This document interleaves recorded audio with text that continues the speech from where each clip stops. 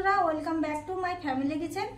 আজকে অনেক দিন পর নিয়ে চলে এসেছি একটা নতুন রেসিপি। আজকে বানাতে চলেছি রাইস পকোড়া। নিয়ে নিয়েছি ভাত,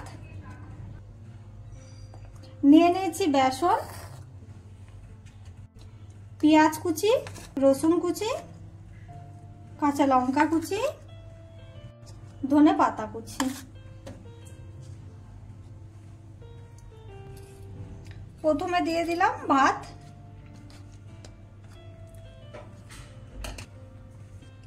তারপরে দিয়ে দিচ্ছি পেঁয়াজ কুচি, দিয়ে দিচ্ছি রসুন কুচি, লঙ্কা কুচি,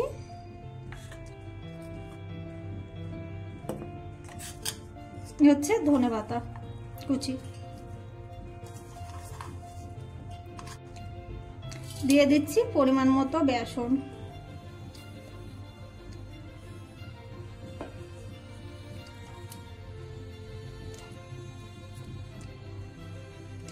এরপরে দিয়ে দিচ্ছি মশলা, দিয়ে দিচ্ছি পরিমাণ মতো হলুদ,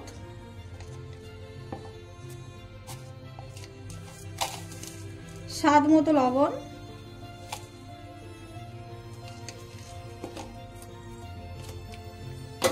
আর দিয়ে দিচ্ছি 1 চামচ লঙ্কা গুঁড়ো।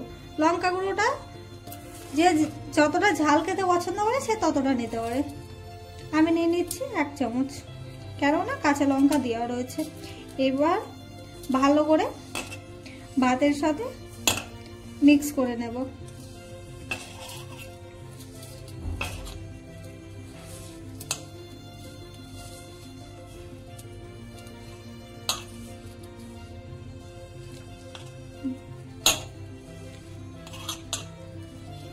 দেখো ভালো করে মাখানো হয়ে গেছে প্রায়। এবার দিয়ে দিচ্ছি এর উপরে একটু রিফাইন অয়েল।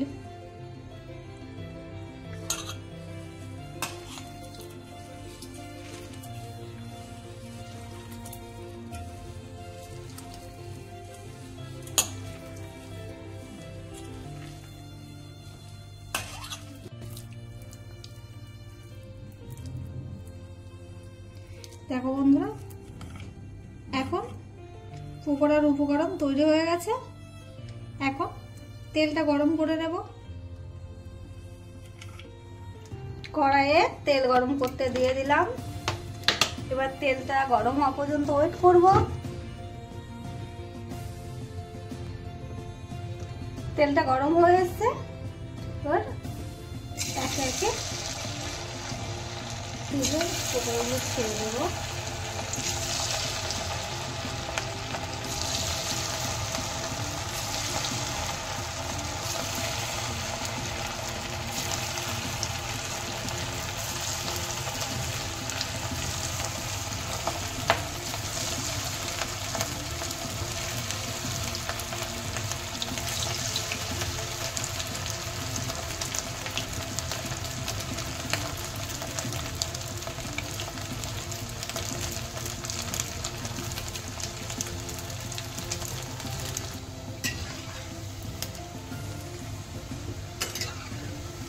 দেখো বন্ধুরা, আমি উঠিয়ে নিলাম।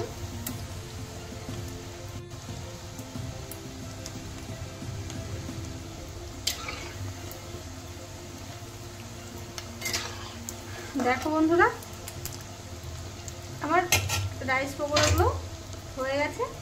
এবার আমি তেল ঝরিয়ে উঠিয়ে নেব।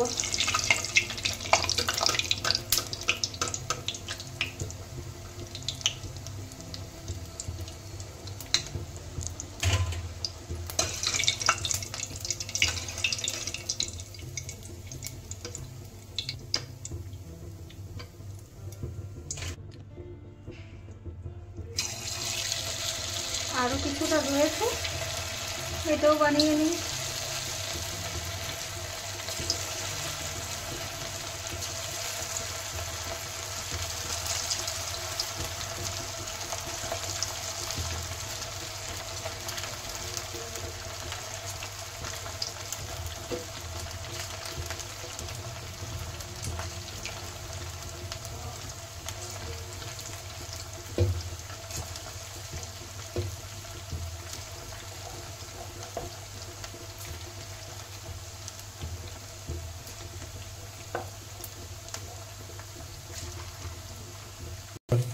এই দেখো বন্ধুরা, আমি পকোড়াগুলো উল্টিয়ে নিচ্ছি, নাড়াচাড়া করে ভালোভাবে ভেজে নেব।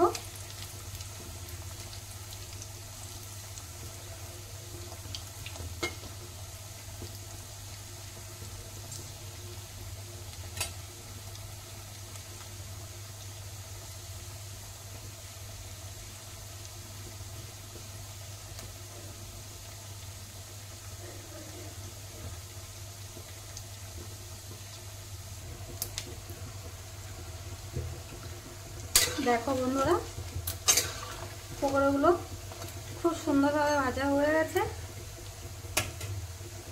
এবার আমি উঠিয়ে নেব তেল জড়িয়ে।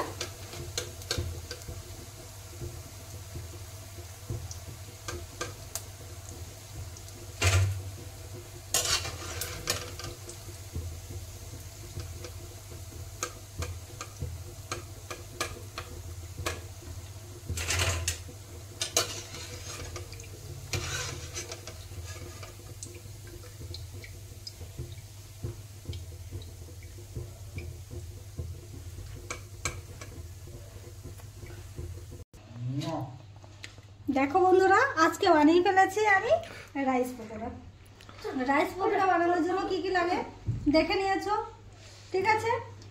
এটা ঘরে বানিয়ে একবার খেয়ে, তোমরা চাইলে এটা বিকেলে চায়ের সাথে খেতে পারো, গরম গরম, এবং সকালে নাস্তা হিসাবেও খেতে পারো, খুব ভালো। এবং এই পকোড়া খেলে না কোনো গ্যাস হবে, না কোনো প্রবলেম হবে। খুব ভালো একটা টেস্টি রেসিপি, তোমরা ঘরে একবার ট্রাই করে দেখতে পারো। আমি একবার ট্রাই করে দেখিয়ে দিচ্ছি কেমন হয়েছে।